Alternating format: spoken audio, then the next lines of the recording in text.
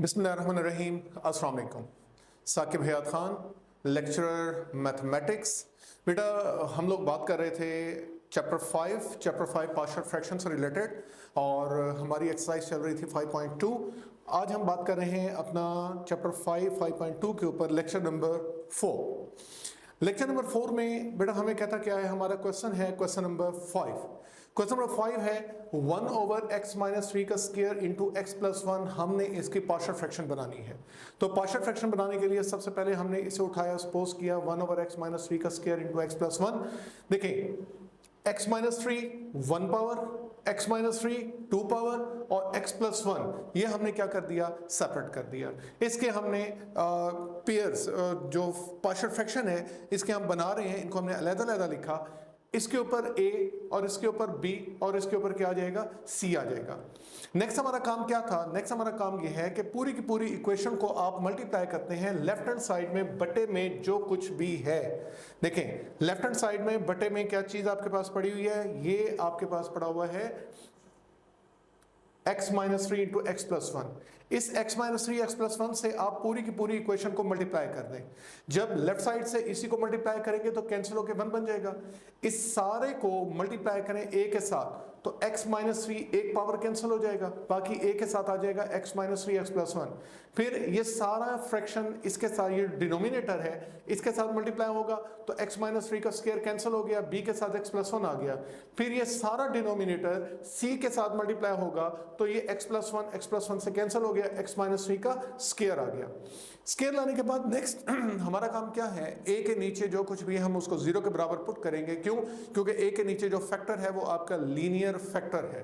तो बेटा a के नीचे लीनियर फैक्टर है, x-3 को हमने पुट किया 0 के बराबर तो x की वैल्यू आ गई 3। इस x की वैल्यू को आप इक्वेशन 2 में डाल दें। आपकी इक्वेशन 2 ये बेटा जी आपकी इक्वेशन नंबर 2 है। इस इक्वेशन नंबर 2 में पुट करते हैं तो जहां जहां x है वहां 3 डालें, यहां 3 पुट करेंगे तो ये सारा खत्म हो जाएगा। यहां 3 पुट करेंगे तो 3 प्लस 1 4 इंटू b बन जाएगा। यहां 3 पुट करेंगे तो ये c भी खत्म हो जाएगा।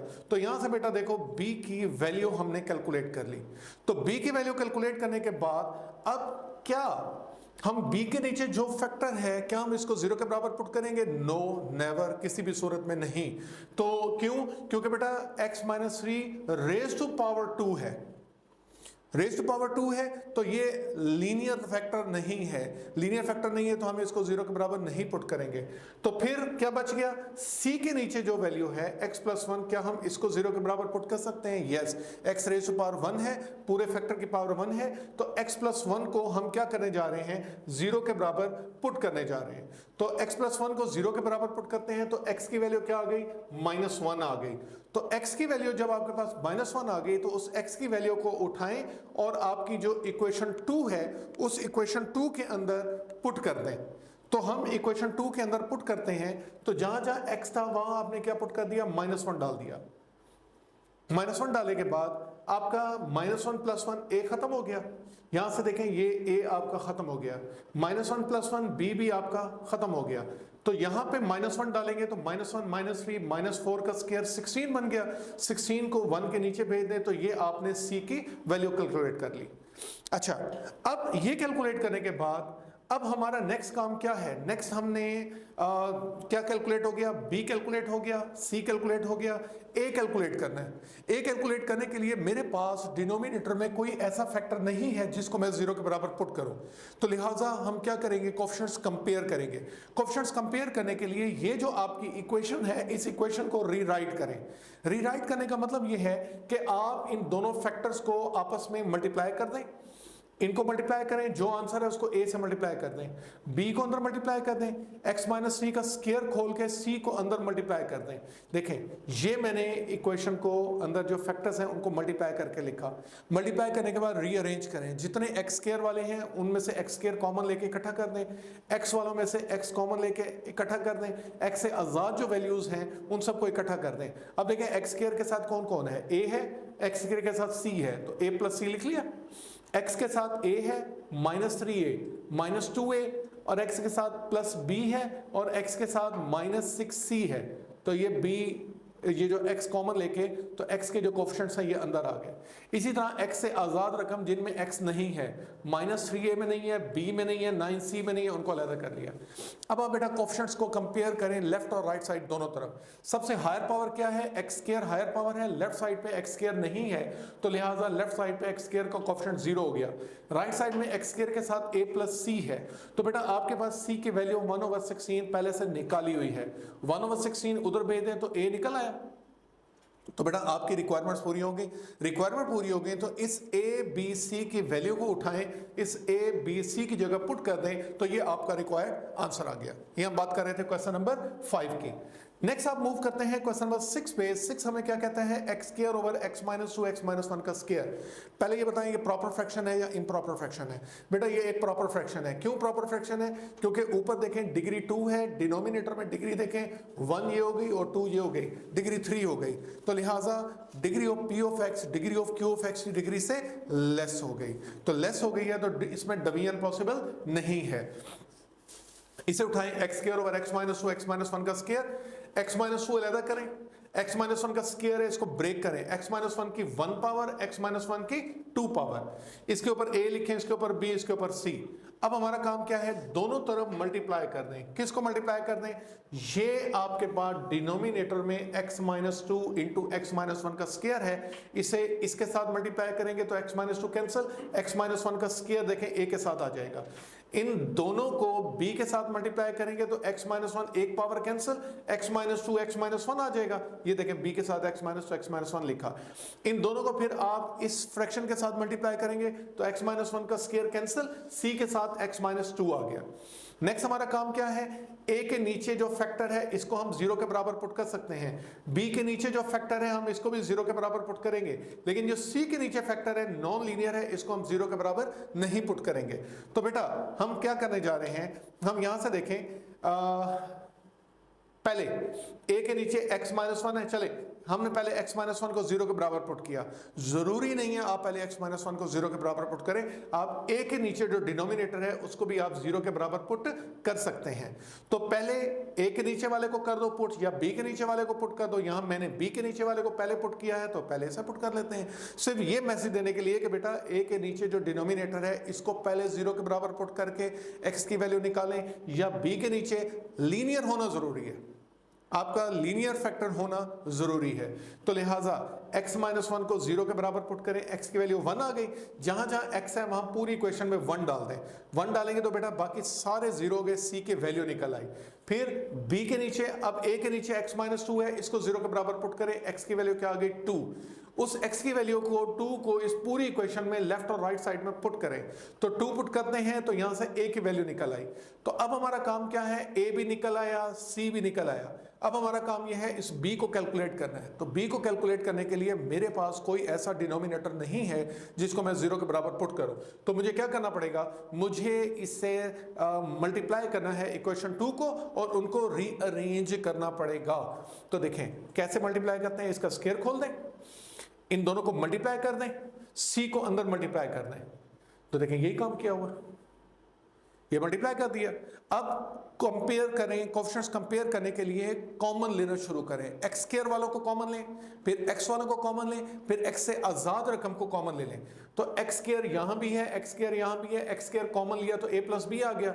x वाले कॉमन लें, इधर x है, इधर x है, इधर x है, x भी कॉमन ले लें तो अंदर क्या बचेगा, -2a बचेगा, -2b बचेगा, x कॉमन लें तो अंदर c बचेगा। अब x से आजाद रकम को उठाएं तो x से आजाद रकम a है, x से आजाद रकम 2b है और x से आजाद रकम -2c है। Comparing the coefficients of x square के कोएफिशिएंट्स को कंपेयर करते हैं। तो लेफ्ट साइड में x स्क्वायर के साथ क्या है 1 है, राइट साइड में x स्क्वायर के साथ क्या है a प्लस b है। तो a प्लस b की वैल्यू आ गई 1 और यहां से हमने a की जगह a की कीमत डाल के b की कीमत निकाली -3। तो बेटा a b c तीनों आ गए, इन तीनों a b c को उठाओ, a b c की जगह इक्वेशन 1 में पुट कर दें तो ये आपका रिक्वायर्ड आंसर आ गया। उम्मीद करता हूं कि आपको ये समझ आ रहा होगा। अब आ जाए क्वेश्चन नंबर 7। देखिए ये सेम चल रहे हैं, बिल्कुल सेम कॉपी हो रहे हैं। तो 1 ओवर एक्स माइनस वन का square into x plus one है, तो 1 ओवर एक्स माइनस वन का स्क्वायर एक्स प्लस वन उठाया, एक्स माइनस वन की 1 पावर, एक्स माइनस वन की 2 पावर और एक्स प्लस वन अलहदा कर दिया। इसके ऊपर ए आ गया, इसके ऊपर बी, इसके ऊपर सी। अब किस किस को आप जीरो के बराबर पुट कर सकते हैं? तो बेटा ये देखें, ये लीनियर फैक्टर है, इसको जीरो के बराबर पुट करेंगे, ये एक लीनियर फैक्टर है, इसको जीरो के बराबर पुट करेंगे, और इसको जीरो के बराबर नहीं पुट करेंगे तो इसके लिए हमें कोएफिशिएंट्स कंपेयर करने पड़ेंगे। तो देखें, सबसे पहले लेफ्ट हैंड साइड में डिनोमिनेटर में जो फैक्टर्स हैं उससे पूरी इक्वेशन को मल्टीप्लाई कर दें। तो a के साथ जब मल्टीप्लाई करेंगे तो x माइनस वन एक पावर कैंसिल, बाकी ये दोनों a के पास आ गए। इन दोनों को b से मल्टीप्लाई करेंगे तो सेम पावर कैंसिल हो गई, जो बच गया वो b के पास आ जाएगा। ये सेम कैंसिल हो गई, जो बच गया वो c के पास आ जाएगा। अब किसको जीरो के बराबर पुट करना है? a के नीचे जो कुछ है उसको जीरो के बराबर पुट करें, x माइनस वन को जीरो के बराबर पुट करें तो x की वैल्यू 1 आ गई। इस पूरी इक्वेशन में जहां जहां x है वहां 1 डाल दें। तो बेटा यहां से देखें b की वैल्यू आपने कैलकुलेट कर ली। तो b की वैल्यू कैलकुलेट करने के बाद अब हमारा काम है c के नीचे जो कुछ है x प्लस वन, इसको जीरो के बराबर पुट करें। तो x प्लस वन को जीरो के बराबर पुट करते हैं तो x की वैल्यू क्या आ गई? -1 आ गई। तो x की वैल्यू -1 जो है वो आप इस पूरी इक्वेशन 2 में डाल दें। तो पूरी इक्वेशन 2 में डालते हैं तो आपके पास क्या बनेगा? ये देखें, ये a खत्म हो जाएगा, यहाँ -1 प्लस 1 ये खत्म हो गया, b खत्म हो गया, -1 -2 का स्क्वायर 4c बन जाएगा। 4c, ये 4c बना, ये 4c, 4 को नीचे भेज दें तो c की वैल्यू क्या आ गई? 1/4 आ गई। तो अब हमारा काम क्या है? हमने क्या कैलकुलेट कर लिया? b कैलकुलेट कर लिया और c कैलकुलेट कर लिया। ये जो आपकी इक्वेशन 2 है उसको रीअरेंज करें ताकि a निकाल सकें। रीअरेंज कैसे होगा? ये दोनों फैक्टर मल्टीप्लाई करके a से अंदर मल्टीप्लाई कर दें, b को अंदर मल्टीप्लाई कर दें, c का स्क्वायर खोल के c, ये x माइनस वन का स्क्वायर खोल के c को अंदर मल्टीप्लाई कर दें। तो देखें बेटा, यही काम किया हुआ है। ये देखें, दोनों को a से मल्टीप्लाई कर दिया, b से मल्टीप्लाई कर दिया, स्क्वायर खोल के c को मल्टीप्लाई कर दिया अंदर। x स्क्वायर वाले कंपेयर करें, x स्क्वायर इधर भी है इधर भी है, कॉमन ले लें a प्लस सी, x इधर भी है x इधर भी है, x कॉमन ले लें तो b -2c, x से आज़ाद रकम आपका -a है, b है, c है, उसको ये एंड में लिख दिया। कोएफिशिएंट्स कंपेयर करें, एक्स स्क्वायर के कोएफिशिएंट कंपेयर करें, लेफ्ट साइड पे एक्स स्क्वायर है नहीं तो 0 हो गया, राइट साइड में एक्स स्क्वायर का कोएफिशिएंट a प्लस सी है, तो c की जगह c की कीमत डाल दें तो a की कीमत क्या आ गई? -1/4। तो बेटा a निकल आया, b निकल आया, c निकल आया। इन तीनों a b c को उठाए, a b c की जगह पुट किया, 4 को नीचे भेज दें, 2 को नीचे भेज दें, 4 को नीचे भेज दें, तो ये आपके पास क्या आ गया? रिक्वायर्ड आंसर आ गया। नेक्स्ट देखें क्वेश्चन नंबर 8 भी उसी टाइप का चल रहा है लेकिन क्यूब आ गया। तो कोई बात नहीं, अगर क्यूब आ गया क्वेश्चन थोड़ा सा लेंथी हो जाएगा। तो देखें, x square over x minus one का क्यूब एक्स प्लस वन, शुरू हो जाओ। X minus one 1 power, x minus one की 2 पावर, एक्स माइनस वन की 3 पावर 3 है तो 3 तक जाएंगे, और साथ x प्लस 1 आ गया। इसके ऊपर a, इसके ऊपर b, इसके ऊपर c और इसके ऊपर हमने d पुट कर दिया। नेक्स्ट हमारा काम क्या है? पूरी की पूरी इक्वेशन को मल्टीप्लाई कर दें इस डिनोमिनेटर से। तो a के साथ मल्टीप्लाई करेंगे तो x माइनस वन एक पावर कैंसिल हो गई, x माइनस वन की 2 पावर और x प्लस 1 a के पास आ जाएगा, यही लिखा हुआ है। फिर इन्हीं दोनों को इससे फ्रैक्शन से मल्टीप्लाई करेंगे तो x माइनस वन की 2 पावर कैंसिल हो गई, एक x माइनस वन और एक x प्लस 1 b के साथ आ गया। फिर इन्हीं दोनों को इसके साथ मल्टीप्लाई करेंगे तो x माइनस वन का क्यूब कैंसिल हो गया, c के साथ x प्लस 1 आ गया। फिर इसको इससे कैंसिल करेंगे तो d के साथ x माइनस वन का क्यूब आ गया। तो बेटा अब हमने पुट करना है 0 के बराबर, तो पहले इससे 0 के बराबर पुट कर दिए। अभी मैंने आपको बताया था कि इसमें पहले वाले कुछ भी नहीं है। अगर मैंने x प्लस 1 को 0 के बराबर पुट किया है तो आप x माइनस 1 को पहले 0 के बराबर पुट कर दें, ठीक है, इससे कोई फर्क नहीं पड़ता, दोनों सेम एक ही चीज है। तो बेटा x प्लस 1 एक ही चीज से मुराद कांस्टेंट निकलेगा, ठीक है। अगर फॉर एग्जांपल x प्लस 1 को 0 पुट करने से d की वैल्यू निकलनी है तो फिर जब हम x माइनस 1 को 0 पुट करने से कोई और कांस्टेंट की वैल्यू निकल आएगी। तो खैर x प्लस 1 को 0 के बराबर पुट करें, x की वैल्यू -1 आ गई, जहां जहां x है वहां -1 पुट कर दें। -1 पुट करने से सारे खत्म हो गए, सिर्फ d की वैल्यू कैलकुलेट हो गई। तो d की वैल्यू कैलकुलेट करने के बाद अब हमारा काम क्या है? अब x -1 रह गया, इसको 0 के बराबर पुट करें। तो x -1 को 0 के बराबर पुट किया, x की वैल्यू 1 आ गई। पूरी इक्वेशन में, इक्वेशन 2 में x की जगह 1 डाल दें, तो 1 पुट करने से c की वैल्यू 1/2 निकल आई। अब क्या क्या निकल आया? c कैलकुलेट हो गया, c के साथ आपका d कैलकुलेट हो गया।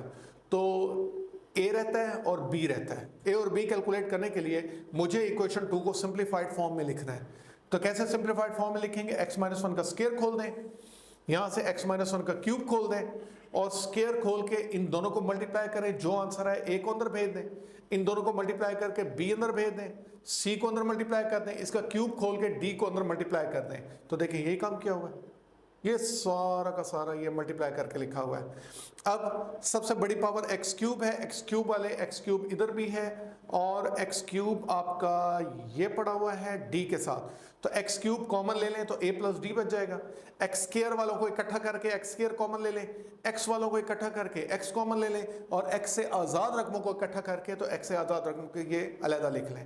कोएफिशिएंट्स कंपेयर करें, एक्स क्यूब सबसे बड़ी वैल्यू है तो एक्स क्यूब लेफ्ट राइट पे एक्स क्यूब नहीं है तो 0 हो गया, राइट साइड में एक्स क्यूब का कोएफिशिएंट a प्लस डी है। तो यहाँ पे आपके पास d की कीमत पड़ी है, पुट करके a निकल आया 1/8। अब एक्स स्क्वायर के कोएफिशिएंट को कंपेयर करें, लेफ्ट साइड में एक्स स्क्वायर के साथ क्या है 1 है, राइट साइड में एक्स स्क्वायर के साथ b minus a minus 3d है। तो यहाँ पे वैल्यूज पुट करें, वैल्यूज पुट करने के बाद आपके पास किसकी वैल्यू आ गई? b की वैल्यू आ गई। तो बेटा a b c d ये चारों के चारों हमने कैलकुलेट कर लिए। ये आपके पास क्वेश्चन था, क्वेश्चन नंबर 8। नेक्स्ट बेटा हम इंशाल्लाह बाकी क्वेश्चंस के हवाले से बात करेंगे। उम्मीद करता हूं कि आपको ये लेक्चर समझ आया होगा। बाकी अगर किसी किस्म का कोई भी प्रॉब्लम होता है बेटा आप लोग कमेंट करें, आप लोग मुझसे पूछें, इंशाल्लाह मैं आप लोगों को आंसर करूंगा। अपना ख्याल रखिएगा। अल्लाह हाफ़िज़।